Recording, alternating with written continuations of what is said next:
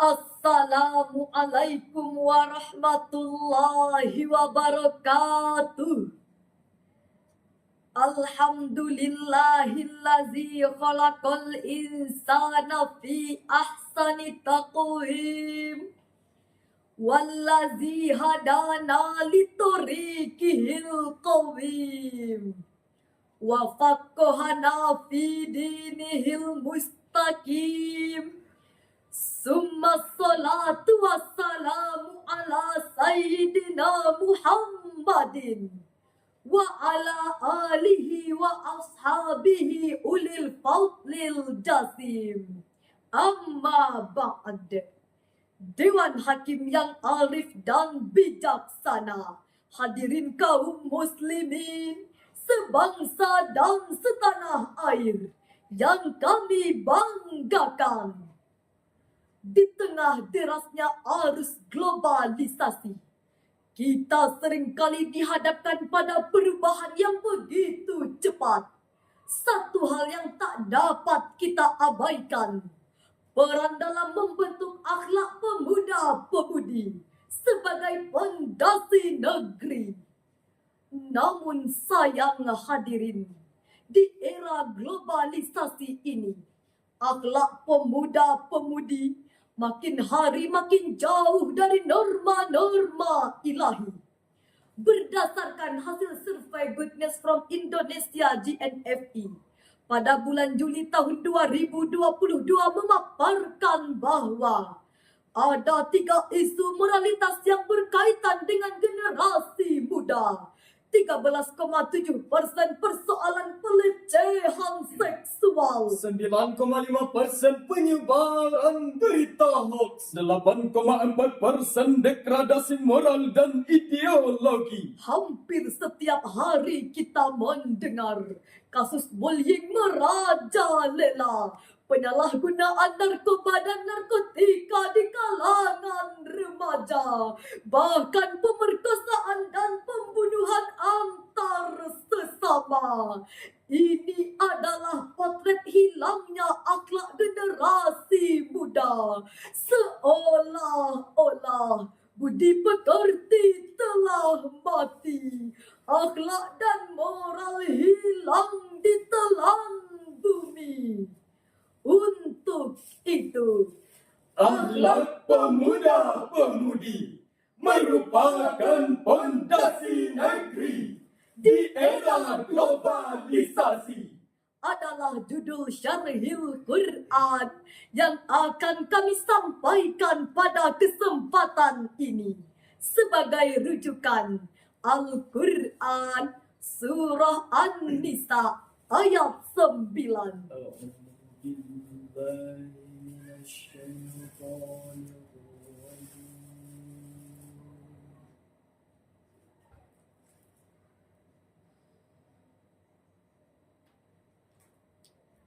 Bismillahirrahmanirrahim.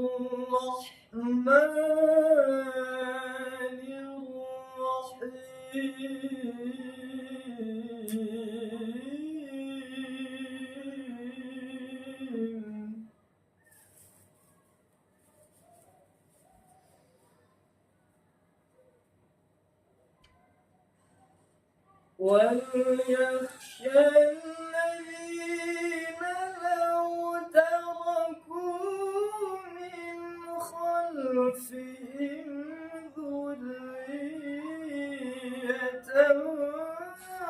ضِعَافًا خَافُوا عَلَيْهِمْ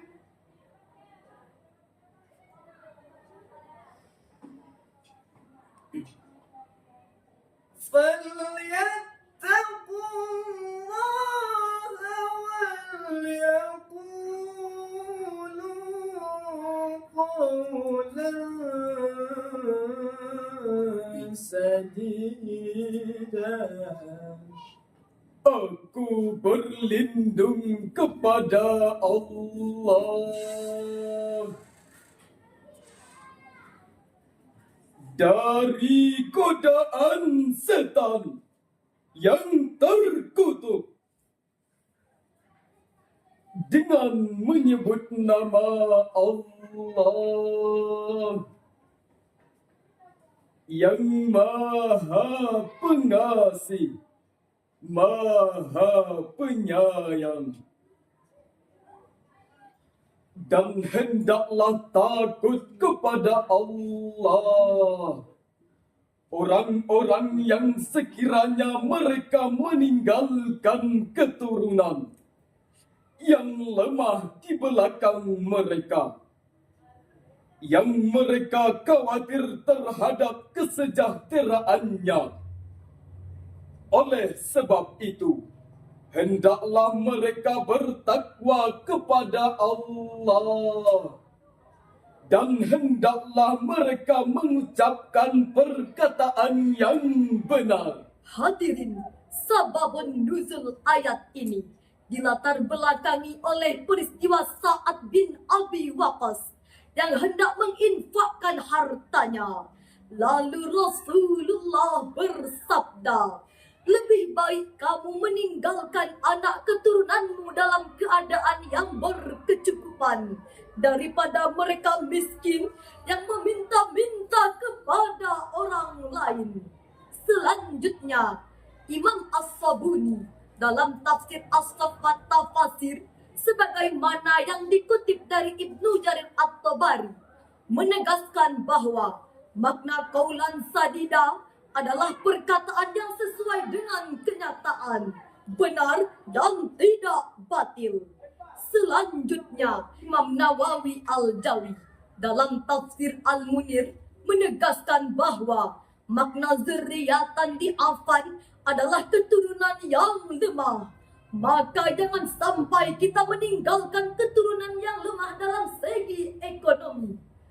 Hadirin, Profesor Dr. Yusuf Habibie, mantan Presiden Republik Indonesia, menegaskan bahwa lemah yang dimaksud adalah lemah harta, Lemah ilmu, lemah fisik, lemah semangat hidup, dan lemah akhlak. Oleh karena itu hadirin, wajib bagi orang tua, agama, bangsa dan negara untuk membentuk akhlak generasi muda. Sebab generasi yang lemah, generasi yang bodoh tidak akan menjadi pelopor pembangunan, tapi malah menjadi sampah pembangunan. Virus pembangunan, menghambat pembangunan, Bahkan penghancur pembangunan. Terbukti jelas hadirin, saat ini korupsi makin marak di kalangan pejabat tinggi, bukan untuk mencari sesuap nasi, melainkan untuk memperkaya diri. Narkoba dan judi seakan menjadi tradisi, seolah-olah ada penegak hukum yang melindungi. jaringan prostitusi makin masif di negeri ini. Pornografi dan pornoaksi merusak moral generasi bangsa ini. Pemerkosaan dan pembunuhan menjadi tontonan setiap hari di televisi. Bahkan pada bulan Mei lalu, viral di sosial media, seorang siswi SD dibuli, pakaiannya dilucuti, ia dipukuli oleh teman-temannya sendiri, hingga mengalami goncangan emosi. Nauzubillah.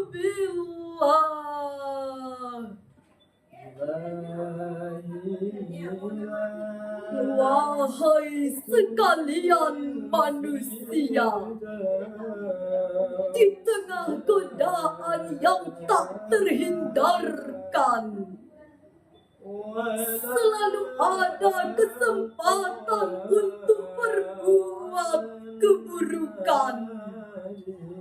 Kita semua harus sadar bahwa kita bukan ahli surga Firdaus, dan kita juga tidak akan mampu menahan siksaan api neraka.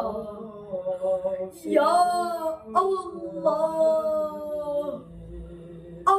Ampunilah segala dosa-dosa kami, karena sesungguhnya Engkaulah Zat yang mengampuni dosa yang besar.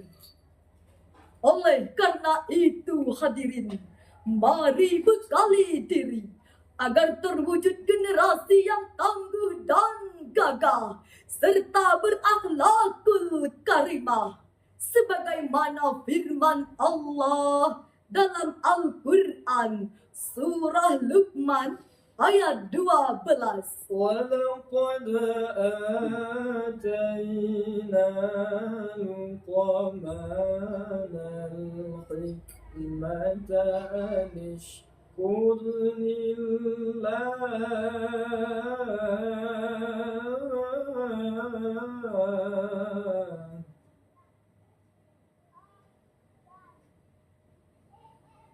ومن يشكر فإنما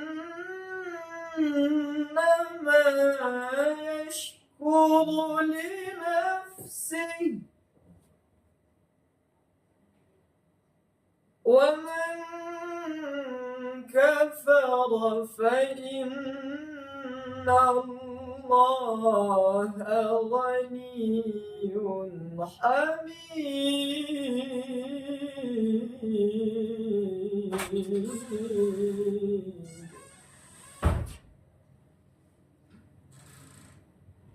ومن كفر فإن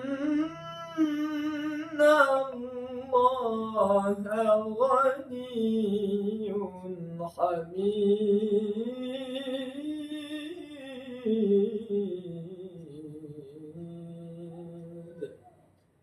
صدق الله العظيم. Sungguh kami benar-benar telah memberikan hikmah kepada Luqman, yaitu bersyukurlah kepada Allah. Siapa yang bersyukur, maka sesungguhnya ia bersyukur untuk dirinya sendiri. Siapa yang kufur, maka sesungguhnya Allah Maha Kaya, Maha Terpuji. Maha benar Allah dengan segala firman-Nya. Hadirin, Imam Nawawi Al-Jawi dalam tafsir Al-Munir jilid 5 halaman 59 menjelaskan bahwa kata hikmah diambil dari kalimat walaqad ataina Luqmanal hikmah, yaitu taufik untuk mengamalkan ilmu. Ilmu diberikan kepada orang yang berpengetahuan agar mampu memanfaatkan ilmunya untuk kemaslahatan, bukan untuk kemudaratan. Selanjutnya, Syekh Ibnu Jarir At-Tabari dalam tafsir Jami'ul Bayan fi Ta'wilil Quran jilid 4 halaman 412 menggambarkan bahwa figur Luqmanul Hakim adalah sosok pemimpin dalam keluarga sekaligus guru bagi anaknya, memegang erat syariat agama, berwawasan luas bila berkata tiada dusta, bertanggung jawab dalam setiap ucapan dan perbuatan, serta bijaksana dalam melaksanakan pekerjaan. Inilah yang patut kita contoh hadirin.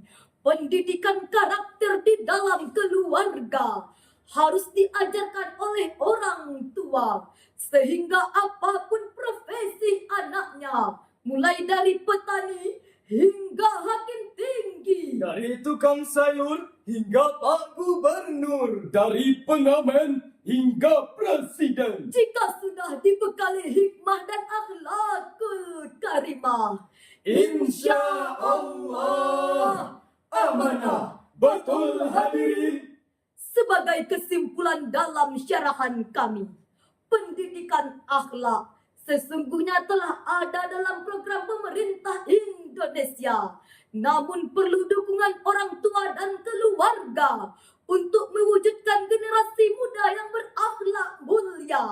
Oleh karena itu, kami mengajak seluruh elemen bangsa Mari tinggalkan akhlakul mazmumah, hiasi diri dengan akhlakul karimah. tunaikan amanah dengan hikmah agar hidup senantiasa terarah. Masa depan Indonesia cerah Dan penuh berkah. Mari tanamkan budi pekerti. Budi pekerti yang Qur'ani.